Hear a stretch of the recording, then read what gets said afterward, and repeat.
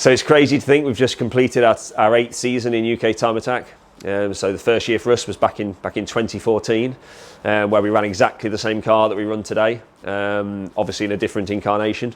Back then we were running a naturally aspirated 2-litre 16 valve GTI 6 engine, which was producing 205 horsepower.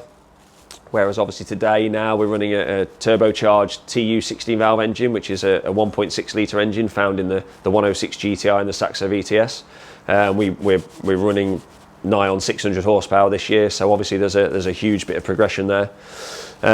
We use Time Attack as a way to showcase our abilities, our skills, our products, basically everything that we can do in-house here in Leicester. Our goals and motivation for the championship have always been to try and exceed lap times, to try and lower lap times and see just how quickly we can get a Peugeot 205 GTI to lap some of the UK's best circuits. We wanted to share another successful 2022 season with you, and today we're going to aim to break it down round by round. So rounds 1 and 2 of the 2022 season were held at Cadwell Park. It was a double header, so it's actually a Sunday and a Monday event. So Sunday and Bank Holiday Monday. It really wasn't the start to the season that we really wanted.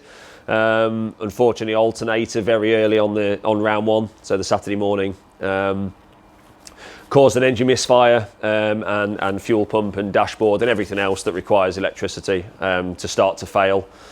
We really didn't get very much running. Somehow we managed to squeeze a PB into those couple of early laps, which was fantastic. Obviously, we took something away that was positive from the weekend. But unfortunately, the way that the point structure works in Time Attack, you have 2 drop scores from the 8. So retiring the car on the Monday from round 2 ultimately meant that both of our drop scores were used up. And from there on out, we would need a perfect season with perfect finishes in order to stand any chance of winning the championship. So, that really put some pressure on. We returned back to the workshop late on the Saturday night for a new alternator, but sadly the misfire remained, and to this day we never got to the bottom of what that misfire was caused by. We think that running the car at full throttle without any alternator charge caused the ECU to scramble, and therefore a full remap was required of the ECU in order to resolve the issue. So that really did put some pressure on as we headed off for rounds 3 and 4 at Brands Hatch for another double header a month later. So from this point forwards, due to the DNFs that we had at rounds 1 and 2, we couldn't afford any more mistakes. Being invested in the championship fight, it was important from this point forwards that we achieved maximum points in order to have any chance of a victory in the championship. So heading to Brands Hatch, it was a very, very good venue, a challenging circuit, one that we've done well there before. We are current lap record holders there for the class. There's always a lot of spectators at Brands Hatch, which is really good for the championship. Allows us to put on a good display and generate interest, and hopefully some more entrants for the following year. So we do enjoy putting on a show there. The infamous Paddock Hill is where laps are made or broke, really there. That corner requires a huge amount of commitment. It's a really, really challenging corner, and obviously you drop it there and you end up in the gravel, and that's the end of your day, really. Our goal for Brands Hatch was to lower our current lap record, as I've said before. So on the Saturday we put a setup we've ran on the car there for many years, and felt really, really confident, really good about the performance of the car, the way the car was handling. But for some reason, it was a frustrating day, and those low times, the lap record pace that we'd seen previously, just would not come, no matter what we did. We ended up, however, with a win on the Saturday, round 3, which was obviously great for the championship. Put us kind of back in the fight, with P1 in both qualifying and the final. But sadly, no personal best and no lap record, which was something that was really important to me for 2022. So a bit of reflection over lunch that evening, before we kind of went back down for round 4 on the Sunday. As I said previously, it was a double header at Brands Hatch again. So we had the intention of replicating the Saturday performance, so we needed a win on qualifying and the final. But importantly, I really wanted to try and get a new PB for the car and to reduce our lap record at the circuit a little bit further. Because of how well the car was behaving on the Saturday, we made absolutely no changes whatsoever to setup. Ran the car in the trim that we ran on the Saturday. But for some reason this time the times were there, and we finished the day with a winning qualifying and the final, which was fantastic. But more importantly, a new PB and a new class lap record of a 50.884, which was it was amazing for the whole team, and something that gave us all a big lift after the disappointment of rounds 1 and 2. So maximum points haul from rounds 3 and 4. Really positive end to the weekend, and set us up perfectly for what was going to be a round 5 at Oulton Park a month later. So round 5 at Oulton Park, Island Circuit, presented us with another big unexpected challenge. We ended up having a gearbox issue on lap 2 of the first session, which left us with a pretty difficult decision of whether to roll the car into the trailer and call it a day, or roll our sleeves up and get on and fix it. Given our position in the championship, or in the general situation following the 2 retirements at Cadwell Park, we really didn't have any choice but to get on with trying to resolve the problem in the garages. So we set about stripping the gearbox in situ, something which I actually haven't done before and wasn't too sure whether it was possible, but we did manage it. We found that the selector roll pin had came out, which meant that there was no option to select any gears whatsoever. We managed to retrieve the broken roll pin and get it replaced during the practice session, so we actually sat out of session 2 whilst the gearbox repairs were taking place. Big testament to the whole team. We made it back out for qualifying then, and turned in a P1 performance with a PB. So all the effort was worthwhile. Just shows you should never ever give up when these things happen. If we had done it, it was quite apparent that the season was over. So that kind of problem we'd never encountered before in all the years that they've been running Peugeots. So it was just one of those things, and something that we'll endeavour to try and cover off next time, or for future reference. Moving on to the final, we were pretty confident of a P1. Looking at the times that we'd achieved, there was a nice barrier to second place. And we're pretty confident that with a bit of pushing and we'd turned the engine up a little bit as well, that there was another PB or an even bigger PB available. But sadly, we were struck with bad luck once again. And the first flying lap of the final, we ran the curb on the exit of Old Hall, and a piece of debris decided to throw the dry sump belt off. We're not too sure what that was.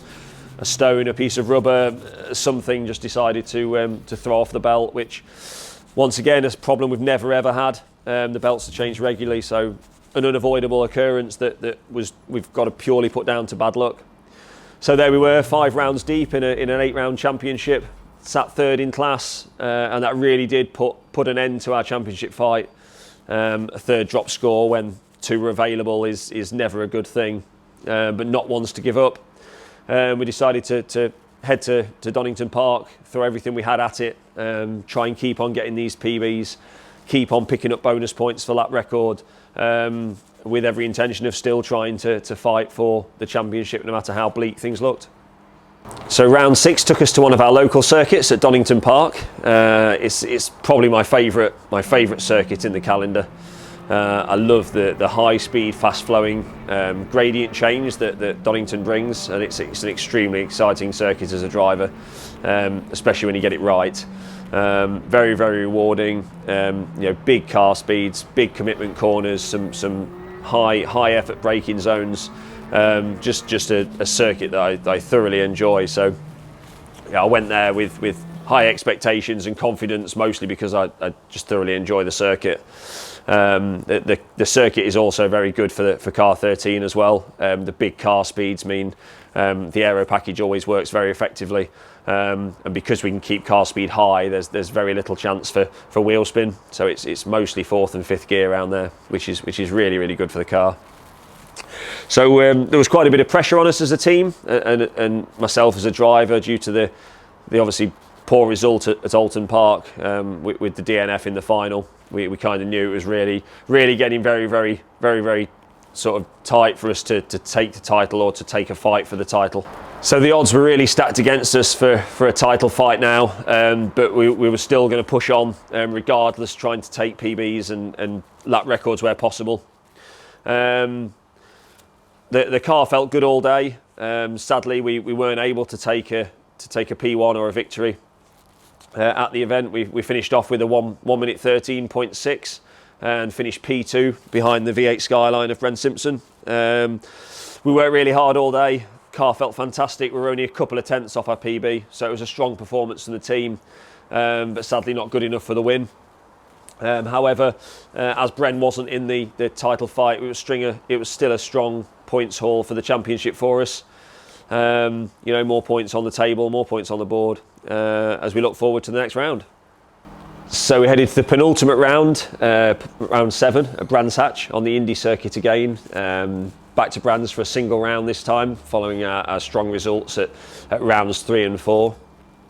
We went back there with carrying a lot of confidence for a couple of reasons. Number one, we had a very strong results there at round 3 and 4, taking a new PB, new lap record. A really strong performance. So following on from the Donington Park round, the previous 3 weeks, we managed to squeeze in the Quick 60 event organised by the Hill Climb Monsters at Mallory Park. We had a great result there, and if you are on YouTube watching, please click this link just here to view that video. We arrived at Brands then with our goals set clearly on setting or bettering our current lap record, and we've been chasing this 49-second lap for some time now, and that was really our primary goal. Everything that we'd done and everything that we were going to do was set about trying to get down into the 49-second, those 49-second laps.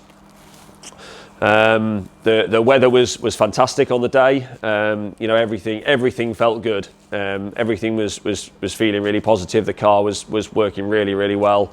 I gelled with the car well. The circuit felt great. But straight away, the early sessions were marred by red flags. Every single session that we had all day was cut short, and that really interrupted the flow of the sessions, the flow of the drive. It was just really difficult to try and get yourself dialed in to doing what we needed to do, and running around on low 50s and high 49s. It's a tough thing for a hatchback to do. So everything needed to be perfect, and sadly it wasn't. We did our best. We ended up with a P1 in qualifying and a P1 in the final, which we were really chuffed to bits about. But more importantly, somehow we took a new lap record there of 50.7, new PB for the car, and obviously we're understandably made up with that. Wasn't looking at all likely throughout the day with the short running time and the constant interruptions of these red flags. After all of the bad luck that we'd had through the season, it showed that despite everything, there was still strong pace in the car, that everything we were doing was improving. The car was getting quicker all the time, and that really is what we want to be doing, is to make sure that every time we go out, we set PBs, we set new lap records, that the car continues to improve. That's really what this is about for us. So maximum points haul from round 7. As we go into the final round at Snetterton in 3 weeks' time. So this is the final round now. Snetterton 200 circuit, last round of the season. Very late in the year. Despite everything, we were really shocked to be still in with the shot of a class championship. But we needed full points from the weekend, so we needed P1 in qualifying and P1 in the final to be able to do it. Obviously, with the event being so late in the year, the weather is always a factor, and normally it's not good. So we arrived to some pretty awful weather. It was that bad throughout the day that even our garage flooded. Very changeable weather conditions. Half an hour to an hour at a time. It was changing from dry to wet to windy. Really difficult to try and cope with that. Constant setup changes, constant tyre changes throughout the day, and with a high-powered front-wheel drive car, it was a real struggle to try and get some quick laps in. As a result of that, I think it was probably one of my best drives, if not the best drive that I did of 22. It was very evident early on that there wasn't going to be any opportunities to get a lap record or a personal best due to the weather. So all season long we've been battling against these high horsepower four-wheel drive cars, which were much better suited to the atrocious weather conditions that we were facing at Snetterton. As most people know, the Snetterton 200 is a power circuit, so it's two very, very long straights connected by a couple of corners. So we were going to have our work cut out to get a result here. Sadly, as kind of it was to be expected, with the weather conditions, we were seriously outgunned on horsepower and traction, which resulted in a P2 quali and P2 in the final. So on reflection, you know, when we analysed back on the times and the results, we were the quickest front-wheel drive car of the day again, by a good few seconds, which reinforces the fact that, you know, we did a good job. It was a good drive. We were just no match for the four-wheel drive cars in those weather conditions. So we were absolutely elated to take the championship fight right down to the wire. After the issues that we'd had through the season made it look highly unlikely. It was a remarkable achievement from myself and the whole team, and for the car to put another really successful championship season under our belt. So where are we now with the car then? Well, it's here in pieces as is usual for the off season. We're now towards the end of November, so we had a couple of months since it was last used. A hell of a lot going on. We're really excited about some major updates that we've got coming. Probably some of the biggest things that we've done since the turbo conversion and the aero package. Genuinely some big changes. I genuinely feel that we've really only started to scratch the surface of what this car's actually capable of doing. So, you know, there's no end in sight for what I have planned for it. So we're looking forward to sharing some more information on these planned developments with you as soon as we can. I'd just like to thank everybody for watching. There is loads of content available on the Spooks Racing Developments YouTube channel. So, you know, please do check that out and fire away any questions that you've got. We'll try and get back to you as soon as we can.